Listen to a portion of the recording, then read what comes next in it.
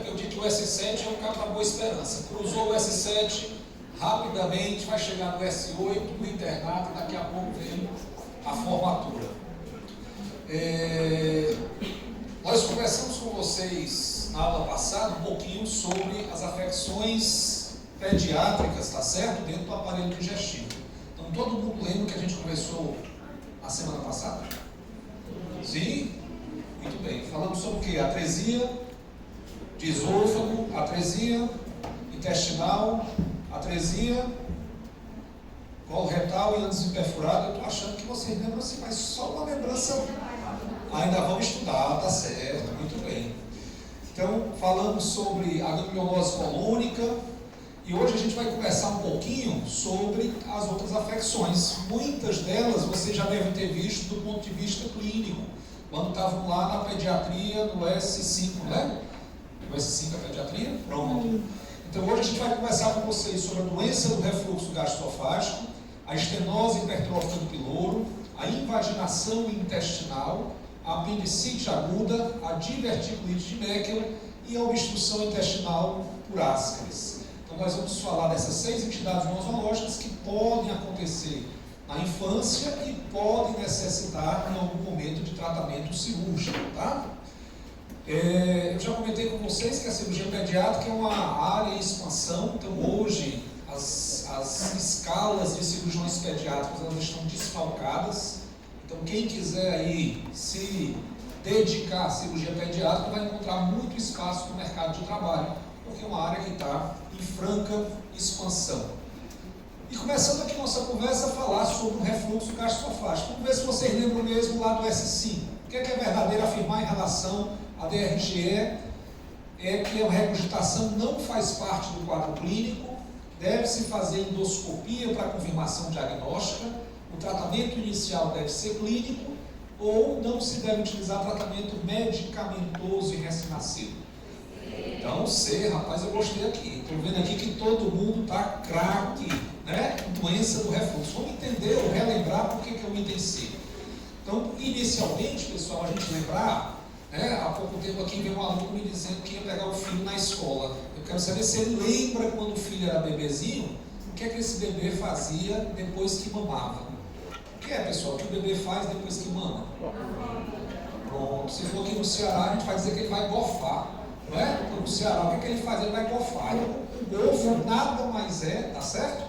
Do que o refluxo gastroesofágico fisiológico do bebê. Então a gente tem que entender que o refluxo ele consiste no transporte retrógrado do conteúdo alimentar do estômago para o esôfago. E isso pode sim consistir num fenômeno fisiológico nos primeiros meses de vida. Tá certo? Então é importante que a gente saiba, não é porque o bebê está gofando, não é porque o bebê está... Tem outro termo, né, que usa, pessoal, como é? Alojar. Exatamente, esse é o termo que eu queria lembrar. Então não é porque o bebê está gofando ou alojando que ele esteja doente. Porque a doença só vai ser caracterizada quando esse refluxo gastroesofágico ele passa a ser sintomático. E aí, esse sintoma pode trazer alguma complicação na saúde desse recém-nascido. E essa complicação, ela vai se traduzir por uma desmotilidade esofágica. Então, quando o bebê que tem um refluxo passa a ter, por exemplo, a infecção de via aérea superior de repetição, passa a ter sinusopatia de repetição, passa a ter queixas como irritabilidade, etc., então isso vai se caracterizar com a doença do refluxo gastroesofágico. E só para a gente dar uma outra informação para vocês, a gente viu várias hérnias da parede abdominal. Nós vimos a hérnia de Ritten, de Galejot, de Amiens, foi as hérnias inguinais, femorais, epigástricas, umbilicais, mas nós temos uma hérnia que é a hérnia do hiato esofágico. Então, o que é que se constitui a hérnia do hiato esofágico? Então, quando um organismo apresenta o deslizamento do estômago, do abdômen para a cavidade torácica, nós vamos ter o que a gente chama de hérnia de hiato esofágico. Então, a hérnia de hiato esofágico, ela pode ter dentro do seu conteúdo herniário o estômago, o baço, o cólon, gordura intraabdominal, tem várias vísceras intraabdominais que podem deslizar através do hiato esofágico. Então é importante que a gente saiba, porque isso vai definir uma boa parte das condições de tratamento. Então, do ponto de vista da etiopatogenia, no refluxo gastroesofágico sintomático, o que é que vai acontecer? As forças agressivas do refluxo vão vencer as forças defensivas do refluxo.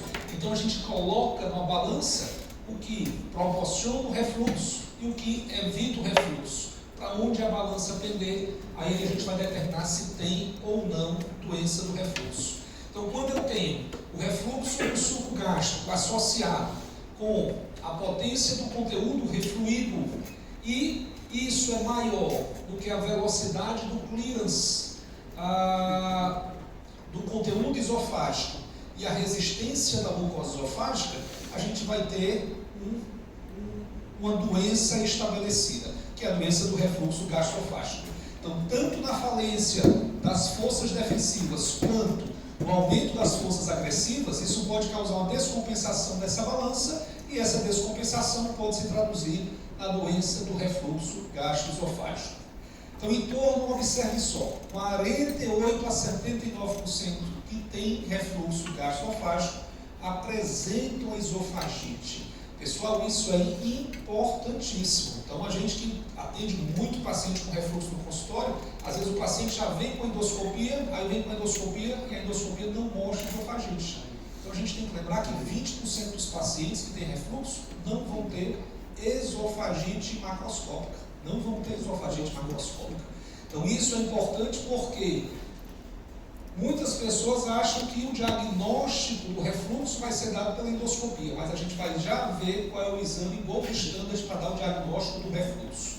Então, outros pacientes, eles podem apresentar a transformação do epitélio escamoso original do esôfago no epitélio colunar metaplásico. E qual é o problema disso acontecer? O problema, pessoal, é que isso vai dar origem a uma metaplasia chamada esôfago de Barrett, que pode evoluir para uma displasia, que pode evoluir para uma neoplasia. Então a gente está tratando aqui de uma doença benigna, que se houver cronicidade e potencial de complicação, ela pode desenvolver uma neoplasia. Então veja como é importante a gente fazer a atuação da medicina preventiva. Para quê? Para evitar que o paciente possa evoluir no futuro, no caso na vida adulta, com uma neoplasia. Onde é que a gente vai determinar que o bebê, o recém-nascido, tem refluxo gastroesofágico? Vocês já responderam aqui. Então, quando ele apresentar regurgitação, ele vai estar apresentando refluxo gastroesofágico. Mas quando é que esse refluxo passa a ser doença? Quando ele apresenta outros sintomas, como vômito, pirose, disfagia, odinofagia, dor abdominal, anorexia, tudo isso é fácil da gente perceber no adulto. Mas no recém-nascido, ele não vai chegar e vai dizer que está com dor abdominal. Ele não vai chegar e vai dizer que está com dificuldade para deglutir. Mas aí a gente vai se traduzir como? Na mudança do comportamento, na irritabilidade, às vezes pode ter diminuição do desenvolvimento podroestatural, anemia, pode ter inclusive hematêmese. Então o bebê, ele pode vomitar tanto, que aí ele pode apresentar graus diferentes de hematêmese, tá certo? E o mais importante é a gente avaliar se ele não está evoluindo com sintomas atípicos do refluxo, que aí são sintomas respiratórios, onde vai entrar o estridor recorrente, a tosse crônica, os roncos, a asma e as pneumonias de repetição. Então, é importante isso, tá certo? Abri só um parênteses aqui na nossa conversa, eu lembro, isso já está com 5 anos, de uma colega médica, ela morava no interior, e ela tinha, pessoal, 30 crises de asma por ano. 30. Quem aqui foi asmático? Muita gente aqui foi asmático? Foi? Tem um percentual aqui. Você sabe como é ruim ter uma crise asmática. Então você imagine adulto, tá certo? Ter 30 crises de asma por ano. Quer dizer, ela tinha aproximadamente 2,5 crises por mês. Tinha 2,5 crises por mês de asma. E aí a gente avaliou e um pneumologista que fazia o acompanhamento dela fulana, será que o teu refluxo está associado com isso? Então ela chegou lá no consultório com essa demanda. E aí a gente fez uma cirurgia anti-refluxo nela, tá certo? E ela evoluiu de forma muito satisfatória. E passou a apresentar 2 crises por ano, justamente no início da simestralidade, né? No início do quadro chuvoso e a outra no início da floração do caju, que são os picos maiores, tá certo? Por causa da polinização, os picos maiores para quem é atópico.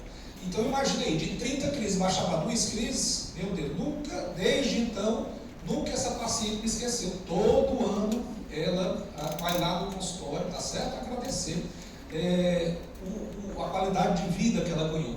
Então os problemas respiratórios a gente tem que lembrar que são sintomas que também podem estar associados com o refluxo. E quando eles acontecem por conta do refluxo, a gente tem caracterizado a doença do refluxo gastroesofágico.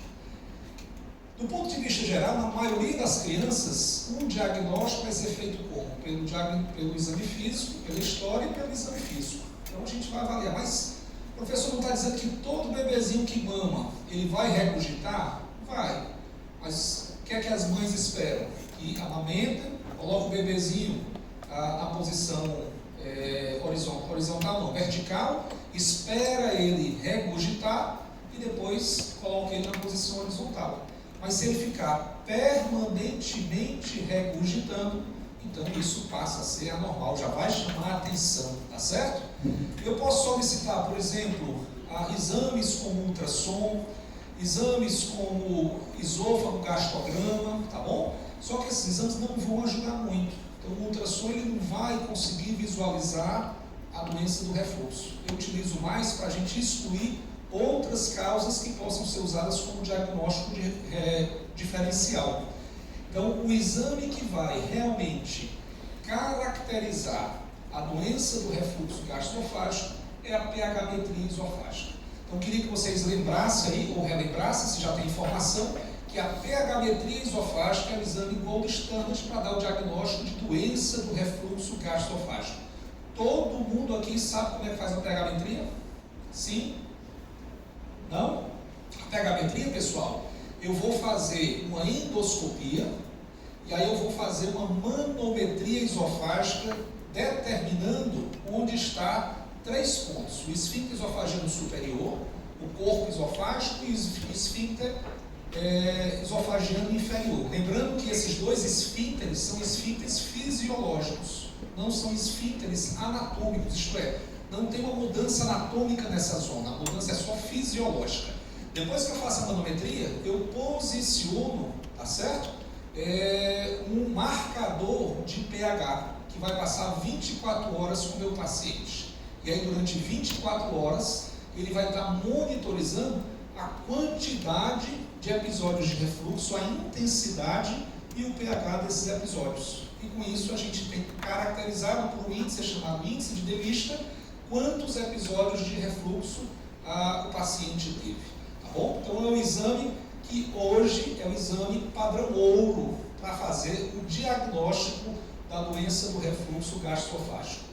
Claro que para fazer a pH-metria, já adiantei para vocês que a gente tem que fazer uma endoscopia. Então a endoscopia é para a gente avaliar se tem alguma alteração do ponto de vista anatômico, tá certo? Porque, por exemplo, qual a doença que eu tenho que descartar no paciente que tem refluxo? Então eu tenho que descartar, por exemplo, se ele não tem uma acalásia, uma estenose esofágica, um corpo estranho esofágico, uma tumoração esofágica. Quando eu falo tumor, pode ser um tumor benigno ou um tumor maligno, tá bom? Então tudo isso eu tenho que avaliar. E os outros exames, a videofluoroscopia, a própria manometria que nós citamos e a cintilografia gastroesofágica. Então aqui para mostrar para vocês, quando o paciente tem uma hernia de hiato, o que é que acontece? Então aqui eu vou ter os pilares diafragmáticos, tá certo? Aqui são as bases do diafragma. Então os pilares do diafragma, eles abraçam aqui a região do esôfago, na transição dele de esôfago torácico para esôfago abdominal. Então eu tenho aqui uma porção mais ou menos de 1 a 2 centímetros de esôfago abdominal. E ele fica circundado aqui pelo diafragma. Por algum motivo, se esse músculo ele sofre, tá certo? Uma abertura, eu crio aqui um orifício, ó aqui o orifício aberto. eu crio aqui um orifício herniário, então eu tenho uma hérnia de hiato. E aí o que é que vai acontecer? Vai acontecer que esse estômago vai herniar para dentro aqui, tá certo? Da cavidade torácica. Então, isso aqui é a hérnia de hiato. Por que eu estou mostrando isso para vocês? Porque se o paciente tem uma alteração anatômica, eu tenho que repensar se o meu tratamento clínico vai ser eficaz. Então daqui a pouco a gente vai falar no tratamento, mas sempre eu tenho que avaliar, porque se tiver uma alteração anatômica, eu tenho que repensar.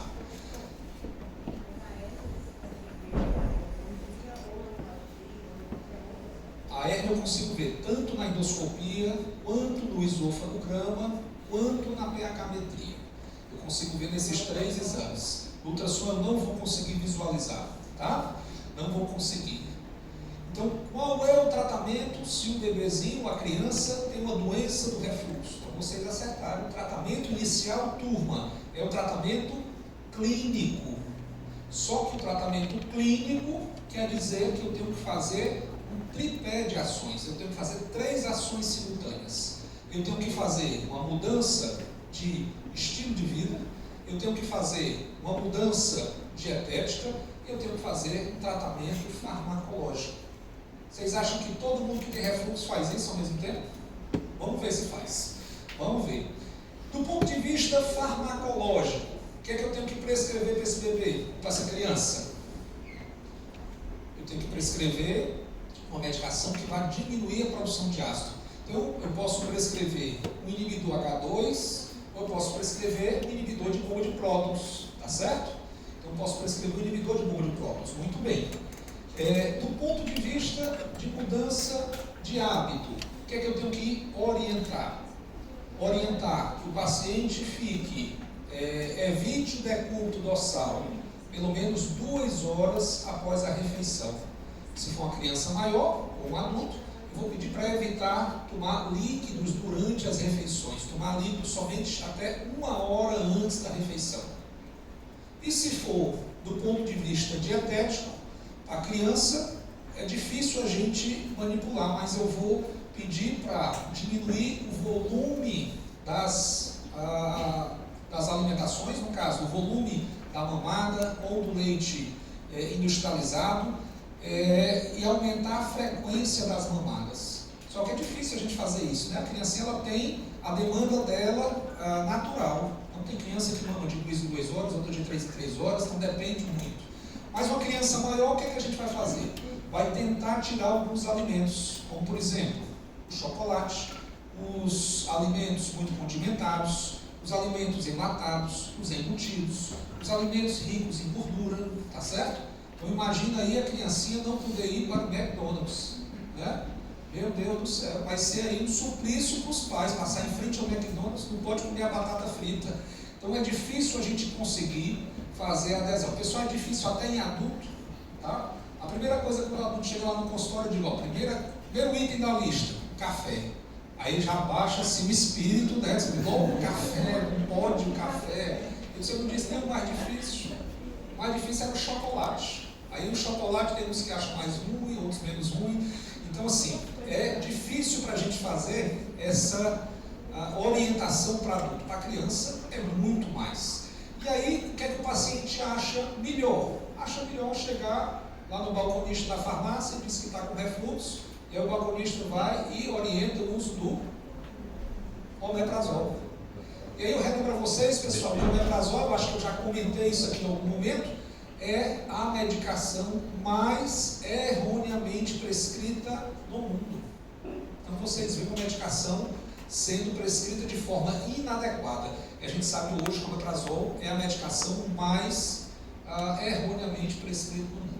É muito comum, por exemplo, eu tenho um paciente, doutor, assim, está chegando no final de semana, eu vou sair aí, tem muita confraternização, posso tomar aqui um omeprazolzinho? Vocês já ouviram essa história? Tem gente que faz omeprazol profilático. Aí eu digo, rapaz, não faça, porque tem uma questão, tem um efeito rebote no bebê. O bebê bloqueia, mas quando ele desbloqueia, então a produção de ácido gástrico ela vem maior. Então eu tenho um efeito rebote, então isso é importante que a gente saiba que pode acontecer. ponto de vista do recém-nascido, especificamente dito, a gente tem que orientar muito a mãe quanto aos cuidados. Tem que orientar para elevar a cabeceira do berço, né? Então a parte cefálica tem que ficar mais elevada do que a parte caudal, do que os pés. O bebê tem que ficar em decúbito lateral, tá certo? Então para isso tem que colocar um travesseirinho, normalmente um rolinho do lado do bebê, para ele não girar. Por quê? Porque a doença do refluxo gastroesofágico está associada com a síndrome de morte súbita do lactente. Então o bebê deita, ele regurgita, broncoaspira e entra em insuficiência ventilatória. Então isso aí está muito relacionado e a gente tem que esclarecer bem os pais em relação a isso. Então a posição pronta é aceitável quando o lactente está acordado, principalmente na primeira hora pós-prandial. Fora esse prazo, a gente não deve aceitar essa recomendação. Então, do ponto de vista farmacológico, a gente diz que tem os antagonistas H2 e os inibidores de bond prótons, que é o início aí do nosso receituário, tá certo? O início do nosso receituário. Mas tem que lembrar também que a gente tem os agentes procinéticos. Então, se eu disse que a doença do refluxo gastroesofágico é uma quebra na estabilidade das forças defensivas quanto às forças agressoras, eu tenho que lembrar que uma das forças defensivas é o clearance do esôfago. Então, se o clearance do esôfago ele for melhorado, então eu vou prescrever um procinético para melhorar o trato digestório, o movimento do trato digestório superior, e com isso eu aumento assim as forças defensoras. O antiácido ele é só um sintomático, e quando eu tenho pacientes que, por exemplo, evoluem com formação de doença ulcerosa, então tem uma esofagite severa, grau C ou D de Los Angeles, eu passo o alginato sódico, porque isso vai facilitar a cicatrização. E quando é, turma, que a gente fala em tratamento cirúrgico para a doença do refluxo? Então, o tratamento clínico, todos vocês já sabem que é o primeiro tratamento. Mas quando é que eu vou indicar o tratamento cirúrgico? Quando tiver uma falha no tratamento clínico, que foi bem conduzido, e na dependência de medicações agressivas anti-refluxo. Não sei se vocês viram, em 2022, no começo do ano de 2022, saiu um artigo do New England associando o bebê de uso crônico com a doença de Alzheimer. Então isso causou uma revolução, tá certo? Porque eu já atendi paciente, por exemplo, no consultório, que tomava omeprazol há 10 anos de forma crônica. Então a gente tem que lembrar que a medicação ela tem que ser usada em momentos pontuais, quando o paciente precisa. Então, quando houver dependência da medicação, eu tenho que pensar no tratamento cirúrgico. Se o paciente evoluir com estenose péptica do esôfago, ele teve tanto refluxo que houve inflamações e, consequentemente, cicatrizações na mucosa esofágica e evoluiu com estenose. Se tiver esofagite severa, resistente ao tratamento clínico, então é importante que a gente saiba disso. E eu queria chamar a atenção se tiver presença de hérnia hiatal. Então, se eu tiver uma modificação anatômica no trato digestório superior, não adianta tudo eu fazer tratamento clínico. O paciente tem uma hérnia hiatal de moderada a grave, então não adianta ficar dando IBP para ele e pedindo para ele fazer conduta dietética e conduta de hábito. Por quê? Porque ele tem uma alteração que desfuncionalizou o esfíncter esofagiano inferior. Então, se eu hernio o fundo gástrico para dentro do tórax, o esfíncter vai para onde? Lá para dentro do tórax, ele fica desfuncionalizado. Quando o paciente tiver necessidade de gastrostomia alimentar, o paciente com déficit neurológico, pacientes que têm apneia por conta do refluxo devido ao risco de morte súbita, paciente com doença pulmonar crônica ou pneumonia de repetição. Eu citei para vocês aqui o caso de uma paciente que tinha asma com repetição. Então, em relação ao nosso quiz, todos acertaram aqui, foi item C, muito bem, gostei, tá certo? E a gente vai passar aqui para a nossa próxima pergunta, que é sobre a estenose hipertrófica do piloro. É verdadeiro, a hipertrofia da camada longitudinal do piloro ocorre principalmente no sexo feminino, dificilmente se palpa a oliva pilórica, e o esofagogastrograma é o exame de confirmação diagnóstico. O que é que vocês acham que é correto? B? D de dado? Muito bem. Então vamos ver aqui qual é o exame. Pessoal, alguém aqui já viu uma estenose hipertrófica do piloro? Já deram o diagnóstico? Turma, quando vocês derem, vocês nunca vão esquecer. É um diagnóstico muito legal de se dar, porque a gente consegue dar o diagnóstico no exame físico. Então a gente vai ver aqui como é que a gente faz isso. Então, inicialmente, saber que a estenose hipertrófica do piloro, ela vai acontecer quando eu tiver uma hipertrofia da camada circular de causa desconhecida. Se eu tenho hipertrofia da camada circular do piloro, o que é que vai acontecer com o canal pilórico? Ele vai diminuir. Então, se ele vai diminuir, isso vai causar uma suboclusão do canal pilórico. E aí, quando eu tenho essa hipertrofia, eu tenho que detectar.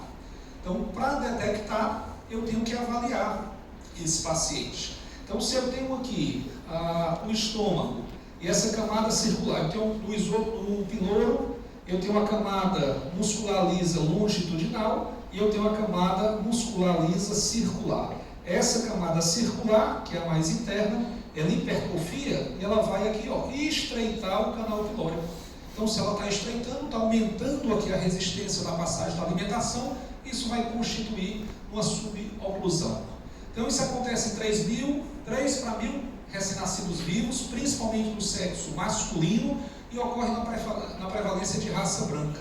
Tem um fator genético muito importante, porque 90% dos irmãos gêmeos têm estenose hipertrófica do piloro. 19% dos filhos e 7% das filhas de mães que tiverem estenose hipertrófica do piloro também vão ter estenose hipertrófica do piloro. E 5% dos filhos e 2,5% das filhas de pais que tiverem estenose hipertrófica também terão estenose hipertrófica do piloro. A etiologia ainda é desconhecida e do ponto de vista clínico, o que é que a gente vai perceber? O bebê nasceu, não teve vômito bilioso em jato após teve vômito não bilioso em jato após a segunda e terceira semana de vida, você já fica de prontidão. Por quê? Porque se tem uma suboclusão, a bile está sendo lançada lá na segunda porção do duodeno. Se eu tenho uma suboclusão a nível de piloro, a bile não vai refluir para o estômago. E aí, o bebê acontece de ter o que a gente chama de clocking. Então, ele alimenta, o reservatório gástrico acumula. Ele alimenta, o reservatório gástrico acumula. Ele alimenta, o reservatório gástrico acumula. No final do dia, ele tem um vômito em jato.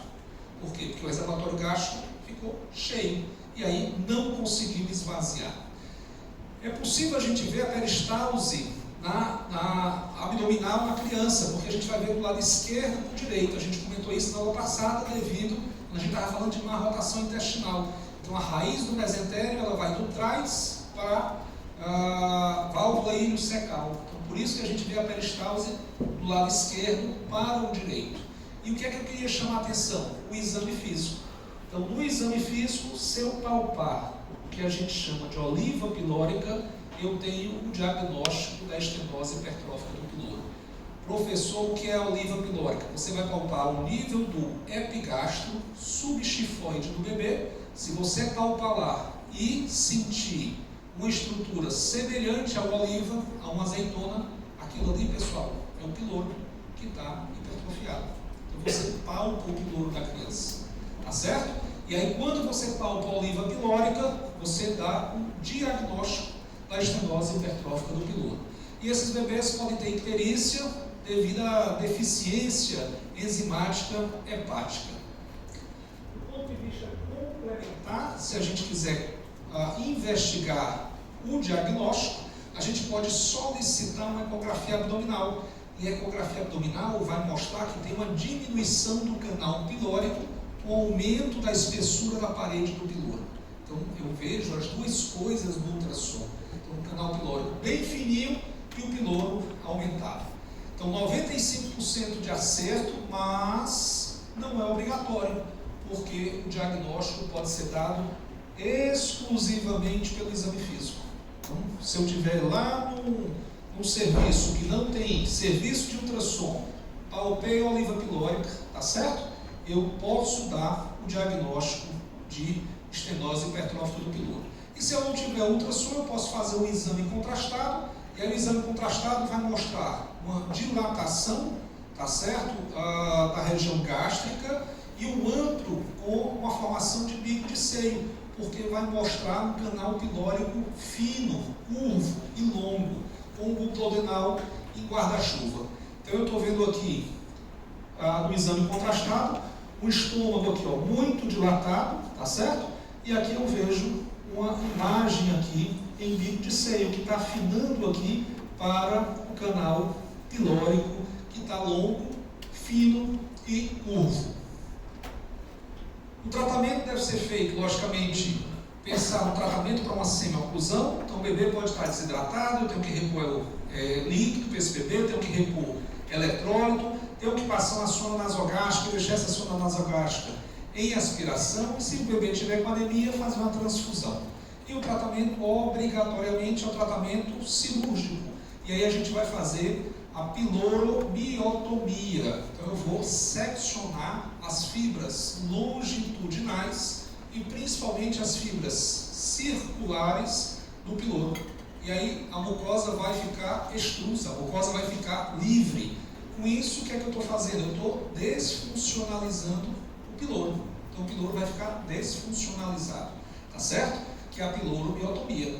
O prognóstico normalmente é um prognóstico excelente, que a gente vai realimentar progressivamente o nosso bebê, e tem alta em 2, 3 dias, já se alimentando por via oral. Então é uma cirurgia também assim, muito gostosa de fazer, que você faz a miotomia e aí o bebê se recupera de forma muito precoce.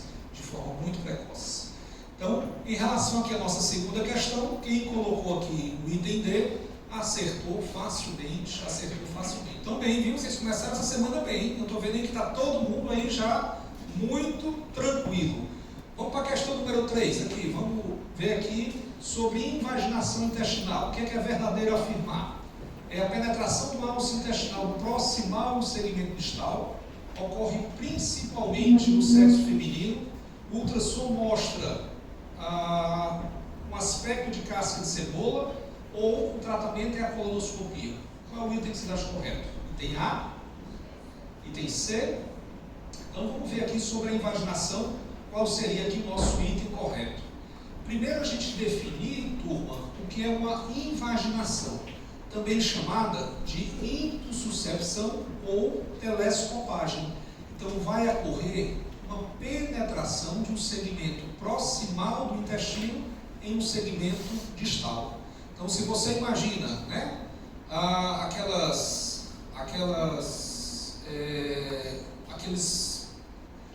lupas, né, que antigamente como se fosse uma lupa de um pirata que ele ia abrindo e ela ia montando as lentes, então isso é como se fosse uma invaginação.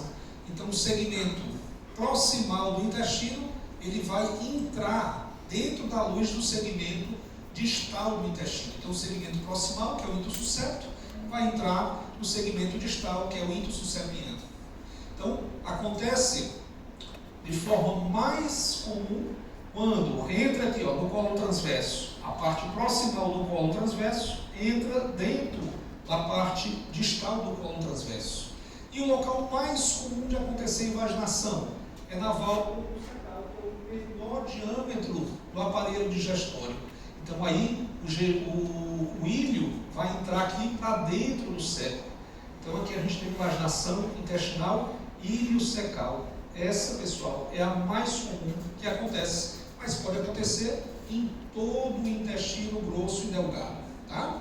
Então a idade vai variar, 60% a 65% são lactentes e acontece com menos de 1 ano de vida, tá certo? O pico é entre o 5º e o 9º mês. E só em torno de 20% acontece em crianças e maiores de 2 anos. E o sexo, 70% é masculino, e como eu falei, o local mais comum é a região íleo-secal. Então, do ponto de vista geral, a etiologia, 90% são idiopática primária. Então, vai acontecer uma invaginação sem causa aparente, ou por hiperplasia linfóide, ou por adenite mesentérica. E entre 1 a 2% vai acontecer após o pós-operatório.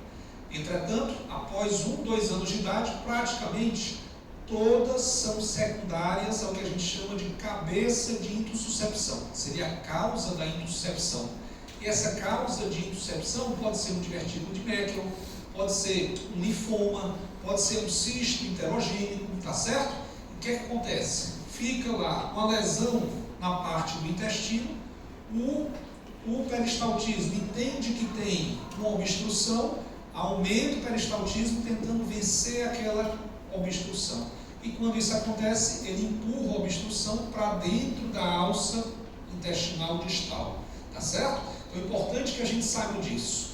O mais importante, turma, é a gente saber que após os 2 anos de idade, todo paciente com intuscepção, ele tem que ser investigado pelo risco da cabeça de intuscepção ser um linfoma.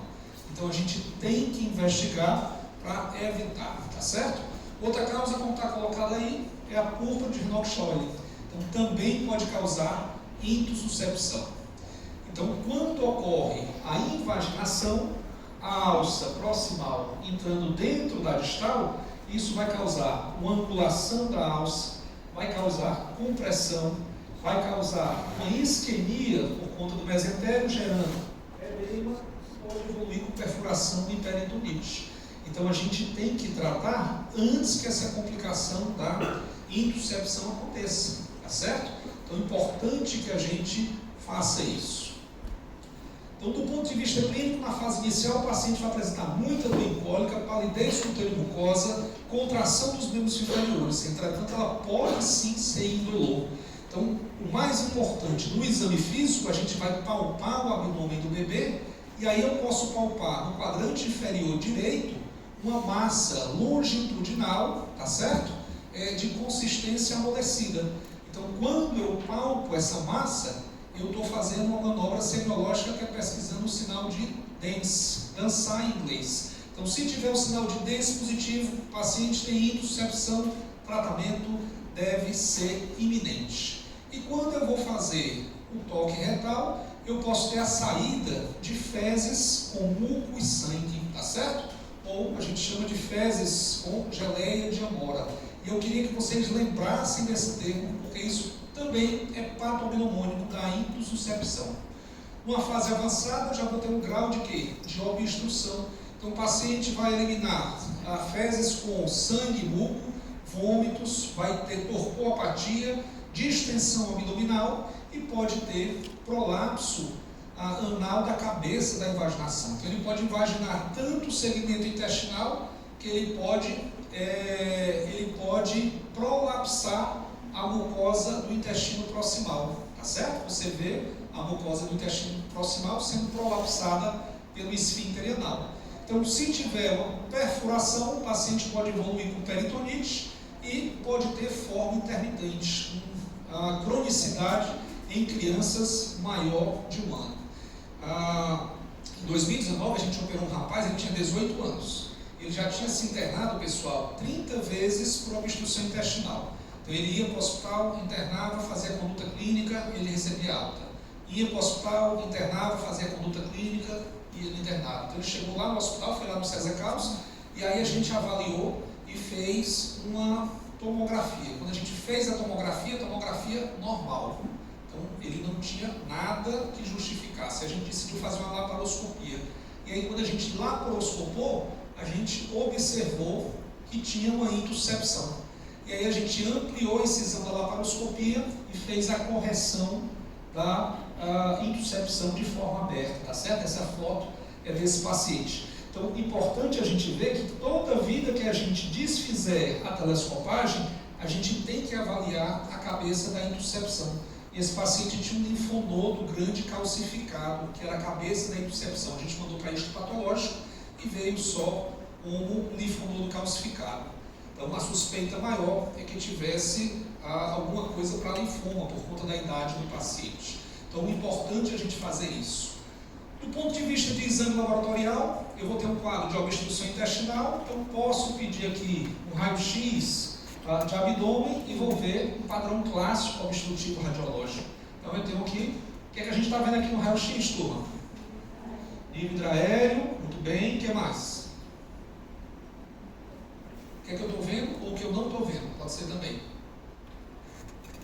Eu estou vendo aqui que tem níveis intraéreos escalonados. Vocês estão vendo aqui, ó, da direita para a esquerda, ó, os níveis intraéreos vão ser assim por causa da raiz do mesentério. Eu estou vendo aqui, ó, que não tem gás na ampola retal, não tem gás na ampola retal, tá certo? Então isso é importante também que a gente diga. Como a gente não tem as outras incidências, a gente não pode fazer nenhum outro comentário, mas esses seriam os dois maiores achados. E o ultrassom ele pode ajudar também, porque ele pode ver uma lesão em alvo ou lesão em pseudo rim. Então, quando eu faço aqui o ultrassom, ó, eu vejo aqui uma lesão em alvo, como se tivesse aqui vários círculos, né, formando aqui um alvo, tá certo? Tem gente que chama também de imagem em Donut. E isso aqui, logicamente, é examinador dependente. E quando a gente faz o exame contrastado, então eu faço um edema opaco, eu vejo aqui uma imagem em casca de cebola, tá certo? Em casca de cebola. Lá na nossa questão estava dizendo que o ultrassom vê imagem de casca de cebola. Na verdade, quem vê imagem de casca de cebola é o edema opaco. É o edema opaco. Do ponto de vista de tratamento, o que é que a gente deve fazer se a gente estiver diante de uma intussuscepção? Logicamente, o paciente tem quadro clínico de obstrução, vamos hidratar, fazer correção hidroeletrolítica e fazer antibiótico profilaxia. E aí eu posso fazer dois tipos de tentativa de tratamento inicial. Fazer uma redução hidrostática, isto é, eu vou fazer um edema opaco com pressão, então eu passo uma sonda retal, pego o edema e pressiono o edema para tentar distender o intestino e empurrar a alça proximal da distal. Então, desfazer a telescopagem. E a outra opção de tratamento é a redução pneumática, onde eu vou fazer a mesma coisa, passar uma sondinha retal, só que em vez de injetar líquido, eu vou injetar só ar. E aí eu acompanho com o ultrassom, tá certo? Acompanho o ultrassom. Todas as duas tentativas de redução da invaginação são contraindicadas se tiver uma invaginação recorrente em neonatos, com pós-operatórios em crianças maiores de 2 anos. E se não conseguir resolver com a redução hidrostática ou pneumática, aí o tratamento tem que ser cirúrgico. Então a gente vai fazer o tratamento cirúrgico na falha dessas duas tentativas. E a videocirurgia, ela pode ser útil quando tiver dúvida se teve uma redução total ou houver recorrência, quando tiver um caso de invaginação que eu tenha que excluir a púrpura de Renox-Scheuer como cabeça de intussuscepção, no caso que eu tenho uma síndrome de Peutz-Jeghers, ocasionando uma cabeça de invaginação, e eu posso iniciar a cirurgia para complementar com a laparotomia, que foi o que a gente fez naquele caso que a gente comentou com vocês. A gente iniciou a cirurgia com a laparoscopia e depois fez uma laparotomia para corrigir a intussuscepção do paciente. Então, nesses pacientes, eles podem complicar com peritonite, com perfuração, pode complicar com persistência da invaginação, com recidiva, pode complicar com extravasamento de bário, no caso das tentativas de redução hidrostática, com pneumoperitônio hipertensivo, no caso das tentativas de redução pneumática, pode ter sepse e óbito. E a mortalidade chega a 4 por milhão de nascidos vivos, tá certo? E o melhor é fazer a prevenção, porque o diagnóstico tardio todos são relacionados a crianças maiores que tiveram intussuscepção e uma falha de reconhecimento do quadro clínico de vômitos, e lembrando que a intussuscepção ela pode ser indolor. Então é importante a gente saber isso, que às vezes não diagnostica precocemente e aí a criança pode complicar.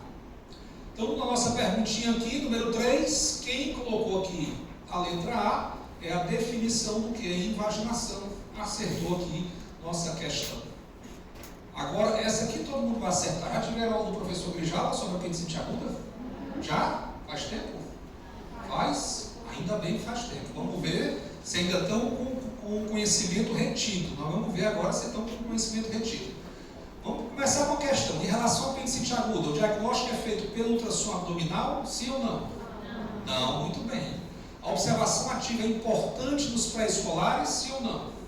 Sim, é importante. A TC é o exame de primeira escolha? Não, muito bem. O tratamento definitivo deve ser realizado com antibiótico terapia? Não, muito bem. Turma, só fazer um parênteses. saiu esse ano na Surgery, que é a revista de mais alto impacto da cirurgia, um artigo defendendo o tratamento clínico para apendicite aguda. Defendendo. Eu fico imaginando assim, se eu fosse o editor da revista, eu pensaria muito em colocar um artigo desse, tá certo? Por quê? Porque é muito polêmico, né? É um tema muito polêmico. Mas o artigo defendia esse tratamento, só que dizia que podia dar certo em 70% dos pacientes, mas tinha um percentual de 30% de óbito. Então eu achei que o tratamento um tanto quanto ruim, não é? Se a gente lembrar que o transplante hepático, a aceitação de óbito é 1%, para fazer uma cirurgia de transplante, onde eu vou tirar um fígado de uma pessoa, vou colocar outro fígado, tem que reperfundir, tem que dar certo, tem que dar tudo ok, tudo bonitinho, 1%. É uma apendicite aguda, 30% de óbito, né? Do meu ponto de vista, inaceitável. Então eu acho que isso não vai prosperar, então vai ficar como aqueles casos anedóticos que a gente vê na literatura científica, tá certo? O fato é que hoje em dia, o tratamento de apendicite aguda é um tratamento cirúrgico, Eu quero revisar isso aqui com vocês. Então lembrar que quando eu tenho um processo inflamatório no apêndice secal, eu tenho apendicite aguda, e se for no divertículo de Meckel, eu tenho a diverticulite de Meckel. Por que a gente vai ver aqui na criança apendicite e diverticulite de Meckel em conjunto? Porque o quadro clínico, turma, é o mesmo. Então a gente vai ver isso agora. Então quando eu tenho apendicite aguda, ela causa mais frequente de abdômen agudo na infância. Então abdômen agudo inflamatório, o mais comum na infância, apendicite aguda. Tá certo? Quando eu tenho a diverticulite de Meckel, eu vou ter a inflamação do divertículo, que acontece em 2% da população. Então 2% da população tem divertículo de Meckel e pode inflamar uma frequência maior nos homens do que nas mulheres. Então eu tenho aqui o apêndice vermiforme, todos vocês sabem que é o órgão vestigial, e eu tenho aqui o divertículo de Meckel, que fica mais ou menos a 20 centímetros da válvula iliocecal. Então esses dois órgãos são os órgãos da nossa conversa agora com vocês. Então, quando a gente tem a apendicite aguda, a etiopatogenia já vai ajudar a gente. Por quê? Porque ela vai definir a classificação. Então, eu tenho a obstrução da luz apendicular, e isso pode ser através de hiperplasia linfóide, através de um fecalito, através de corpo estranho. Aí, essa obstrução vai evoluir com dilatação do apêndice, invasão bacteriana. Essa invasão bacteriana vai evoluir com obstrução da luz do apêndice, e aí vai ocorrer diminuição da irrigação, ocorrendo isquemia, podendo acontecer necrose e ruptura. Se ocorrer ruptura, eu posso ter uma peritonite bloqueada, localizada, ou uma peritonite generalizada. Então isso aí lembra para vocês o quê? A classificação. Não tem apendicite grau 1, grau 2, grau 3, ele falou para vocês? E grau 4? Pronto, dependendo do grau da apendicite, eu tenho a evolução etiopatogênica da apendicite aguda. E a diverticulite de Meckel, eu vou ter a inflamação do divertículo de uma forma natural. Então, quando eu tenho uma apendicite aguda, eu tenho que fazer o diagnóstico através da anamnese e do exame físico. Pessoal, é fácil coletar a anamnese de criança? Não é fácil, tá certo? Até porque você está coletando a anamnese não do paciente, mas de um interlocutor, que pode ser aí a mãe ou o pai, não é? Às vezes um familiar, um tio, um avô, então não é fácil. Então a gente tem que ter muita atenção quando for avaliar uma criança, tá certo? Por isso que na criança, a observação ativa, principalmente nos pré-escolares ainda, que não verbalizam, ela é importantíssima. E o que é observação ativa? Você avalia o paciente que está com suspeita de abdômen agudo inflamatório, avalia, medica e deixa esse paciente em observação. Depois de 3 horas ou 6 horas, você volta para avaliar. Pessoal, isso é uma estratégia semiológica. Então vocês podem reavaliar, tá certo? O paciente de vocês. E aí vocês reavaliando, vocês vão ver se aquela hipótese diagnóstica vai se confirmar ou não. Então essa criança deve ser deliberada e regularmente avaliada pelo mesmo cirurgião. Então é importante que ela seja vista. Por quê? Porque foi a sua primeira impressão. Foi você que teve a impressão. Então mesmo que você descreva lá na evolução, você vai colocar. Claro, você está no plantão, vai passar para outro o plantão. Então chega com o colega, rapaz, eu atendi uma criancinha, chegou aí com dor na fossa direita, estava nauseada, vomitou, mãe disse que tem relato de febre, então a suspeita de apendicite aguda. Então você passa, tá certo? Faz a passagem de plantão para o seu rendeiro, para quem vai lhe render no plantão.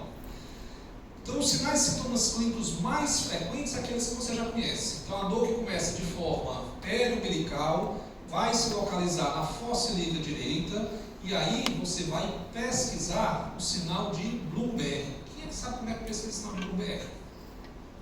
Tem dor de descompressão onde? Do ponto de McBurney, muito bem. Onde é que fica esse ponto de McBurney, turma? A fossa ilíaca direita. Especificamente onde? Eu passo uma linha imaginária entre a cicatriz umbilical e a espinha ilíaca antero-superior. Então, nos 2 terços internos com o terço externo, eu vou ter o meu ponto McBurney. Se eu comprimir lá e descomprimir bruscamente o paciente tiver dor, eu vou ter um sinal que o paciente tem apendicite aguda. É assim? Se eu fizer a descompressão brusca do lado esquerdo, é o sinal de Bloomberg? Não, graças a Deus, respondeu não. Eu fiquei preocupado. Toda vez que eu pergunto, todo semestre eu pergunto essa mesma pergunta, eu fico ansioso com a resposta. Outro dia eu fui lá, estava lá escrito na evolução, sinal de Bloomberg à esquerda. Eu fiz foi o sinal da cruz. Pessoal, me Deus do céu. Pessoal, o sinal de Bloomberg é só do lado direito, tá bom? Só do quadrante inferior direito. Qualquer outro local é sinal de descompressão brusca positivo, tá bom? Além da descompressão brusca, a gente pode avaliar ainda na história se teve anorexia, se teve náusea, se teve dificuldade para deambular, tá certo? Se o paciente teve disúria, polaciúria, se teve diarreia, se ele teve febrícula, e aí a gente pode inclusive fazer um toque retal para ver se a temperatura retal está maior do que a temperatura axilar. Turma, o quadro clínico da apendicite aguda ele vai variar muito, dependendo de quê? Da posição do apêndice. Chegar para vocês e disser, paciente de 7 anos de idade que tem dor na região umbilical, que se localizou no quadrante inferior direito, paciente do sexo feminino. Começou na região periumbilical, se localizou no quadrante inferior do lado direito, tá certo? Associada a náusea, vômito, hiporexia e febre. Exame físico, dor no quadrante inferior direito com sinal de Bloomberg negativo. Qual a hipótese diagnóstica desse paciente? Qual? Apendicite. Muito bem. Se é apendicite, pessoal, por que o Bloomberg foi negativo? Porque o quê? Por conta da evolução, pode ser a justificativa, mas tem uma justificativa principal, porque esse apêndice, pessoal, pode ser retrocecal. Então, com isso eu estou dizendo a vocês que o apêndice retrocecal, ele pode não causar peritonite, porque ele passa a ser retroperitoneal, e aí não vai ter sinal de peritonite. Por que eu chamo a atenção? Todo mundo, quando fala apendicite, sempre espera ver o sinal de Bloomberg. Mas o sinal de Bloomberg pode ser negativo, pode estar ausente se o paciente tiver uma apendicite aguda retrocecal. Pessoal, já operei vários pacientes com apendicite aguda. Já operei uma paciente que tinha dor no hipofono direito. Então, era um paciente que tinha um apêndice longo, que era retrocecal e a ponta do apêndice estava pertinho da vesícula. Então, era um paciente que teve dor no hipofono direito. Já operei um paciente que tinha dor na fossa ilíaca esquerda. Paciente com apêndice de 20 centímetros, estreito, criança. Então a dor dele foi do lado esquerdo. A sorte que era criança, né? Que diminui o nosso leque de hipótese diagnóstica. Quando é adulto, principalmente do sexo feminino, você vai pensar em todas as patologias ginecológicas para fazer diagnóstico diferencial, não é assim? Cisto ovário roto, cisto ovário torcido, salpingite, hidrossalpingite, doença inflamatória pélvica, gravidez ectópica. Então você vai abrir um leque de possibilidades de diagnóstico diferencial. Então a gente pode ter, claro, que o livro, ele está dizendo para a gente ali o que é o mais comum, mas a gente tem que estar sempre com a cabeça aberta. Uma outra paciente que eu operei, essa é uma adulta, ela era gestante, ela teve uma apendicite aguda com 36 semanas. E a dor dela era aqui, porque o septo estava todo aqui do lado do hipocôndrio direito, né? Estava empurrado por conta do útero, tá certo? Então é importante que a gente saiba que isso pode acontecer. Então, quando a gente tem o divertículo de Meckel, 60% vai cursar com hemorragia digestiva baixa, 60%. Então, se teve dor no quadrante inferior direito e cursou com hemorragia digestiva baixa, lembrar de diverticulite de Meckel. Então, pode acontecer obstrução intestinal por invaginação ou volvo, e aí eu vou ter na diverticulite aguda um quadro semelhante na apendicite. Então, vou ter hiporexia, náusea, vômito, febre e dor no quadrante inferior direito, tá certo? Se a diverticulite de Meckel perfurar, também vai ser semelhante à apendicite aguda. A perfuração pode ficar contida, bloqueada, formando um abscesso, ou pode ficar livre na cavidade, dando sinais de peritonite, tá bom? Então, o importante é que a gente saiba disso e pesquisar sempre na diverticulite de Meckel a presença de tumores, sejam benignos ou malignos. Do ponto de vista auxiliar no diagnóstico, o que a gente pode lançar a mão vai ser o leucograma, para a gente avaliar, o raio-x de abdômen agudo, para a gente descartar outras patologias e para avaliar se não houve apendicite rota, porque senão vai ter pneu peritônio. E o exame auxiliar de diagnóstico, na dúvida clínica, é o ultrassom, tá certo? É o ultrassom. E no caso do divertículo de Meckel, então vai variar conforme o quadro clínico e aí a gente pode solicitar tanto o ultrassom como a ileografia ou a cintilografia. Então, do ponto de vista clínico, a gente vai preparar o paciente para o procedimento cirúrgico e hoje o procedimento cirúrgico, tá certo? Ele é predominantemente feito por videocirurgia, tá bom? Por videocirurgia, tá? Turma, alguém já comprou aqui a edição em português do Seixo 2021? Não? Ainda não? Pronto, saiu agora recentemente, tá? E vem lá na edição dizendo que os pacientes que têm apendicite aguda, grau 3, que é aquele que forma um abscesso periapendicular, esse paciente pode fazer um tratamento clínico inicial com antibiótico terapia e drenagem percutânea do abscesso. Mas professor, o senhor disse que todo tratamento era cirúrgico? A drenagem percutânea é um tratamento cirúrgico, só que é percutâneo, tá? Então, o paciente com apendicite grau 3 pode fazer uma punção do abscesso periapendicular com antibiótico terapia e programar a apendicectomia eletiva após 6 a 8 semanas.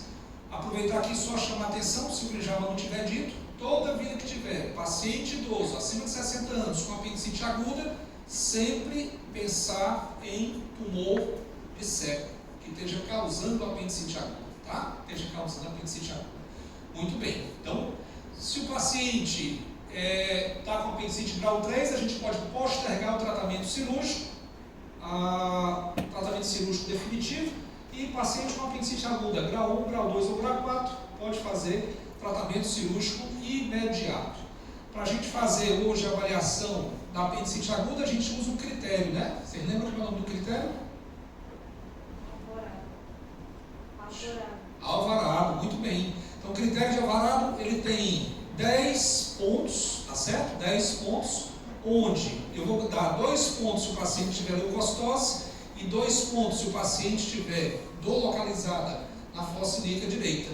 O restante, náusea, 1 ponto, hiporexia, 1 ponto, localização migratória da dor, 1 ponto, febre, 1 ponto, tá bom? Leucocitose, já falei que são 2 pontos, e desvio à esquerda, 1 ponto, tá? Recentemente saiu a escala modificada de Alvarado. A escala modificada de Alvarado, ela tira o desvio à esquerda. Então, ela só vai de 0 a 9, tá certo? No caso de 1 a 9, tá? Só vai de 1 a 9. Então, vocês têm essas duas escalas de Alvarado e Alvarado modificado.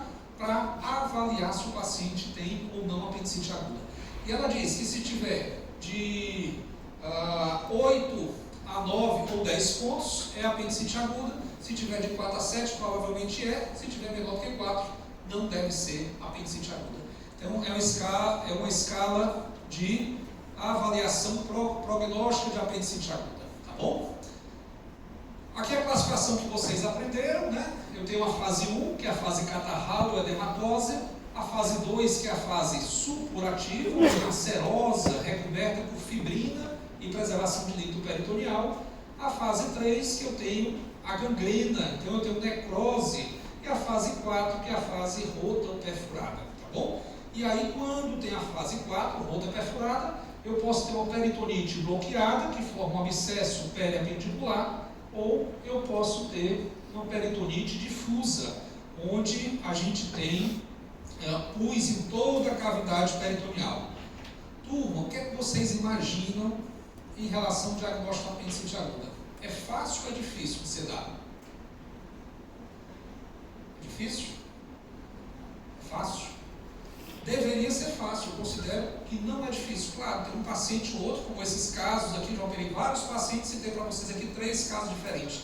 Tá certo? Deveria ser fácil. Só que a gente vê no dia a dia, é paciente chegando com apendicite aguda com 6 dias de início de quadro, 7 dias, 15 dias de início de quadro. Pessoal, quando o paciente chega nessa fase, o prognóstico dele já mudou. O paciente passa meses internado. O paciente faz várias cirurgias. A gente teve agora recentemente uma paciente, que era enfermeira, tá certo? Ela chegou ao hospital com 15 dias de início de quadro. Tinha ido para a UPA 5 vezes. Ia para a UPA, fazia o sintomático, ela voltava, ia, voltava. Quando chegou, já chegou com peritonite. Foi operada 3 vezes, 3 laparotomia, chifre pubiana, uma moça jovem, tá? Então, assim, ter um cuidado, não menosprezar diagnóstico da apendicite aguda. Na dúvida, solicita parecer do cirurgião, solicita a realização de exame de imagem, falei do ultrassom, se o ultrassom não for resolutivo, pode fazer a tomografia, tá bom? Que é para não deixar esses casos ocorrerem, não deixar esses casos ocorrerem. Então, em relação à nossa perguntinha aqui, em relação à apendicite aguda, quem colocou que a observação ativa dos pré-escolares é importante, acertou, tá de parabéns. Tem gente aqui, pessoal, que acertou 4 de 5, viu? Tá muito bem aqui. Vai chegar aí já bem aí na avaliação. E nós vamos agora aqui para a nossa última, mas não menos importante questão, que é sobre a obstrução intestinal por ácidos lubricoides. O que é verdadeiro afirmar? Ocorre principalmente em crianças acima de 10 anos, não está associada à desnutrição infantil, o diagnóstico pode ser confirmado pelo raio-x de abdômen ou a laparotomia exploradora será o tratamento indicado de imediato. C? Muito bem, então vamos ver se ela tem C mesmo, tá? O que é a obstrução intestinal por ácidos? É o que o nome está dizendo, turma. É uma obstrução intestinal causada por um bolo de ácido. O professor só deixa esse tema para falar por último, perto do almoço. O pessoal não tem relação, tá certo? Não pensem em relação a isso. Mas a gente vai ver que a infestação de ascaris é a parasitose mais comum em todo ser humano, que ela atinge aproximadamente 1/4 da população. Então, 1/4 da população mundial vai ter ascaris ou já teve ascaris. Então, no Brasil acomete 30% nas áreas urbanas, mas observem só, 90% das crianças podem estar acometidas nas áreas menos desenvolvidas. E a obstrução intestinal pode acontecer em 0,2% dessas crianças, principalmente entre o 1º e o 5º ano de idade. Então, a etiologia é a própria infestação por ascaris. E o que é que vai acontecer? Os vermes adultos, eles vão se acumular, logicamente, onde? No local que tem menor diâmetro do trato digestório, que é na válvula iliocecal. E aí, quando se acumulam lá, eles formam bolos de ascaris, bolos de vários indivíduos, que vão obstruir a luz intestinal.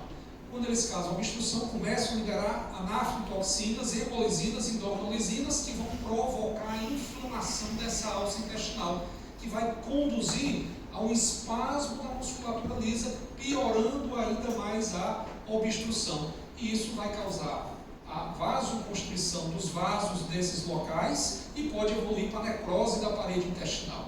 Então a gente pode ter uma perfuração da parede intestinal, no ilho terminal, no apêndice recal, se tiver divertículo de Meckel, pode ter volvo ou invaginação por bolo de Ascaris. E o início da febre vai sugerir um comprometimento do peritônio. Então aqui para vocês verem, paciente, tá certo? Com Ascaris, a gente vê aqui, ó, os elementos, né, indivíduos adultos, tá certo? Dentro aqui da alça intestinal. E aqui os Ascaris que perfuraram uma alça intestinal. Então, Ascaris livre da cavidade abdominal.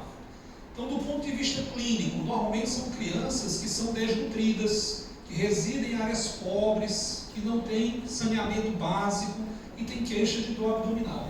Então, eles podem evoluir com dor abdominal intensa na região periumbilical, do tipo incólica, associado a uma distensão abdominal importante. E aí pode evoluir com um quadro clínico de obstrução, parada de eliminação de fezes e flatos e com vômitos, tá certo?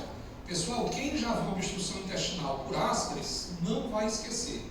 Então você imagina a criancinha, ela, abdômen distendido, não está flatulando, vomitando, e aí saindo Ascaris pela boca, pelo nariz, às vezes pelo ouvido.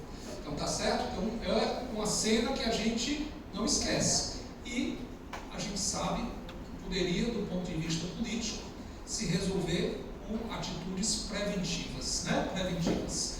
Então no exame físico a gente vai ver paciente desidratado, desnutrido, tem distensão abdominal e vai ter uma massa palpável, rugosa e que se movimenta no exame físico. Então isso aí pode rapidamente evoluir para um quadro de peritonite difusa e de choque séptico. Então se houver ruptura, pode evoluir para choque séptico.